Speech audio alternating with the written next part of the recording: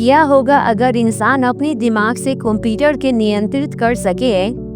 क्या होगा मानव सिर्फ सोचने पर ही मशीन ऑटोमेटिक चलने लगे? ये सपना मानव सभ्यता के लिए सच होने की कगार पर है, क्योंकि न्यूरालिंक नाम की एक ब्रेन चिप टेक्नोलॉजी है जो इंसान और मशीन को एक कर सकती है। वहीं आखिर न्यूरालिंक क्या होता है? न्यूरालिंक एलन मस्क की बनाई हुई एक कंपनी है जो ब्रेन कंप्यूटर इंटरफेस पर काम करती है। इसे सीधे शब्दों में कहे तो एक छोटा सा चिप है जो मानव के दिमाग में लगाया जाता है और मानव के दिमाग से न्यूरॉन्स को सिग्नल्स पढ़ता है, फिर वही सिग्नल्स कंप्यूटर को भेजता है। मतलब मानव के दिमाग एक वायरलेस कीबोर्ड बन जाएगा। जहां पर अपने ब्रेन से काम करना चाहेंगे उस सिस्टम में काम ऑटोमेटिक होगा, क्योंकि मानव की फिजिकल बॉडी से काम करने की जरूरत नहीं पड़ेगा, उसके ब्रेन ही पूरा काम कर देगा। अब जानते हैं कि ये चिप मानव के दिमाग में कैसे लगती है। चिप का आकार एक कॉइन जितना होता है और इस चिप को मानव के ब्रेन में लगाने के लिए रोबोट्स को प्रयोग करते हैं, क्योंकि इंसान की उंगली इतनी पतली नहीं होती है कि दिमाग के छोटे छोटे न्यूरॉन्स को छू सके। आखिर चिप लगाने के बाद में सिस्टम के साथ कनेक्ट कैसे होती है? चिप के अंदर बहुत सारे मैक्रो थ्रेड्स आने की बहुत सारे पतले तार्स होते हैं। ये तार्स दिमाग के न्यूरॉन्स आने की दिमाग के सेल्स को हल्के से टच करती है और फिर सिग्नल्स को पढ़कर ब्लूटूथ जैसे सिस्टम से बाहर भेजती है। इसे सरल उदाहरण से समझे तो सपोज एक मोबाइल से दूसरे मोबाइल में कोई चीज पठाना होता है तो पहले दोनों मोबाइल के ब्लूटूथ से कनेक्ट करते हैं, फिर उसके बाद में एक दूसरे के साथ में कुछ भी शेयर कर सकती है। वही चिप का मुख्य कार्य क्या होता है? ये थ्रेड्स न्यूरॉन से निकलने वाले सिग्नल्स को पकड़ लेते हैं और आखिर सिग्नल्स बाहर कैसे निकलती है? चिप उन सिग्नल्स को पकड़ते हैं जो ब्लूटूथ जैसे वायरलेस सिस्टम के जरिए कंप्यूटर या मोबाइल तक भेज देती है। इसे भी आसान तरीके से समझे तो दिमाग सोचता है, चिप उस सोच को सिग्नल्स के तरह पकड़ लेते हैं, फिर कंप्यूटर उसे समझते हैं। वही जानते हैं कि न्यूरालिंक अपनी भूमिका किस किस कार्य में निर्वाह कर सकती है। नंबर 1, पैरालाइज लोगों के लिए। अगर पैरालाइज व्यक्ति अपना काम करना चाहते हैं तो वो अपने ब्रेन की सहायता से आसानी से काम कर लेंगे, जैसे कि मोबाइल चला लेंगे, लैपटॉप चला लेंगे, व्हील चेयर कंट्रोल कर लेंगे अपने ब्रेन से। दूसरा, आर्टिफिशियल विजन आने के अंधे लोगों को दिखाना। न्यूरालिंक एक ऐसा सिस्टम बना रहा है जो दिमाग से सीधा इमेज भेजेगा।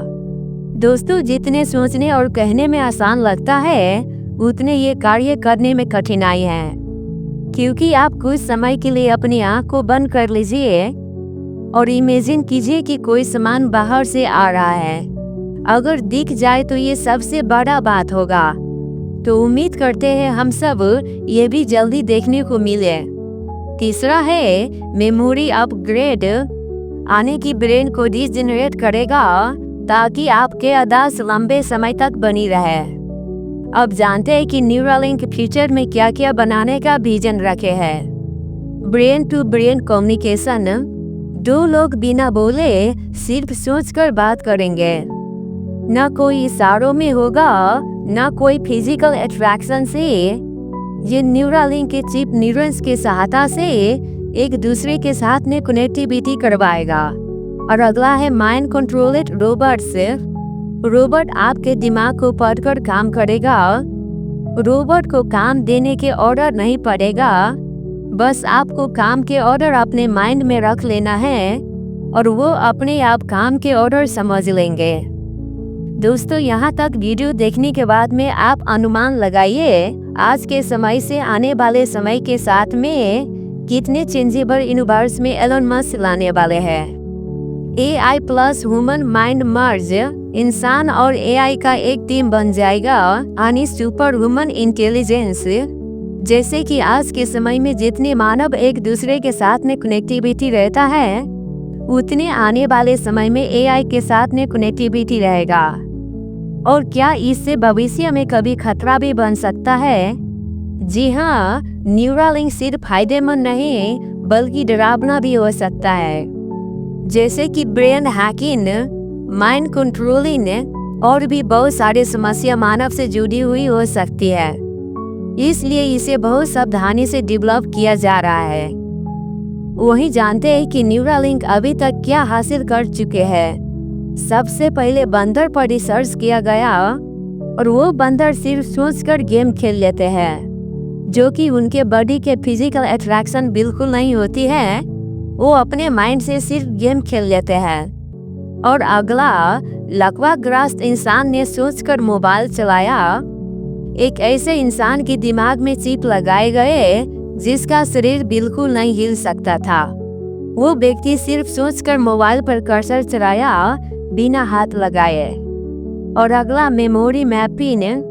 न्यूरालिंक ने दिमाग के वो हिस्सा पहचान लिया है कि कौन सा न्यूरॉन किस काम में यूज होता है। यानी दिमाग का मैप समझने में काफी सक्सेस मिल चुका है। आने की पहले ब्रेन मशीन सिस्टम में तार लगते थे, अब न्यूरालिंक की चिप पूरी तरह वायरलेस है। सिग्नल्स बिना किसी तार तक पहुंच जाती है। वही न्यूरालिंक के माध्यम से दिमाग से कंप्यूटर को हाई स्पीड सिग्नल्स भेजता है ताकि कोई बड़े से बड़े काम आसानी से किया जा सके। और वही न्यूरालिंक के माध्यम से दिमाग से 3D मैप आसानी से बना लेगा। जैसे न्यूरालिंक अब ब्रेन एक्टिविटी का 3D मैप बना सकता है। इससे पता चलेगा कि दिमाग का कौन सा भाग क्या कर रहा है। तो दोस्तों, आप सभी को क्या लगता है कि एलन मस्क एक कार्य करने में सफल होगा या नहीं? आप अपना विचार कमेंट बॉक्स में जरूर कीजिएगा, क्योंकि ये कार्य इतना सरल तो नहीं है, लेकिन देखते हैं आने वाले समय में क्या होगा। तो दोस्तों, आज की ये वीडियो यहीं तक थे। मिलते हैं आपके बीच में अगले वीडियो में। तब तक के लिए नमस्कार, धन्यवाद।